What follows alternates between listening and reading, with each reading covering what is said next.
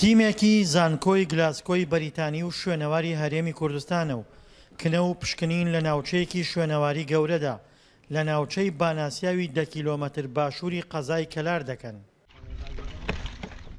ناوچە شوێنەواریە دۆزراوەکە ناوی شاخی کوورێ و ڕووبەرەکەی 6 هێکتارە و دەگەڕێتەوە بۆ سەردەمی وۆرکا.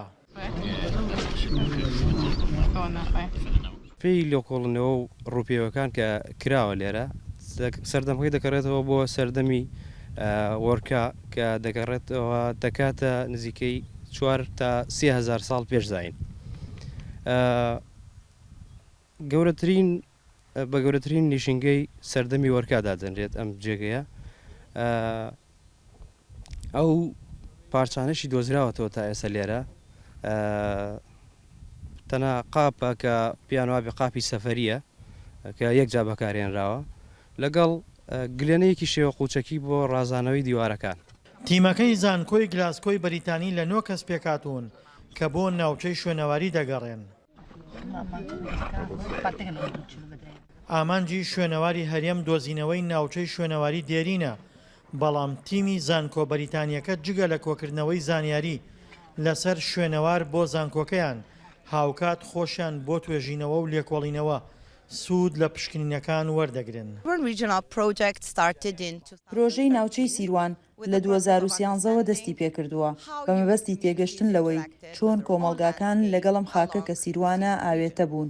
ناوچەیەکی زۆر گرنگە کە خاکی کوردانە چونکە ڕووباری سیروان لە ڕووی ئیکۆلۆژیەوە خاکێکی زۆر دەوڵەمەندە.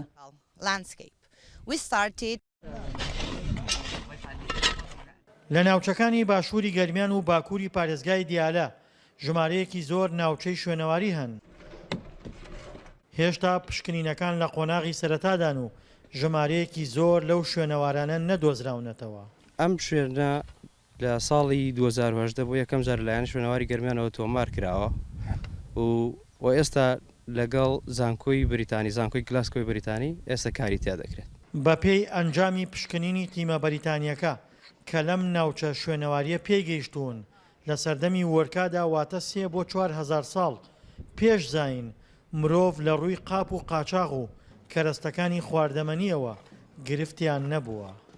دڵشادەنوارە، دەنگی ئەمریکا، گەرمیان.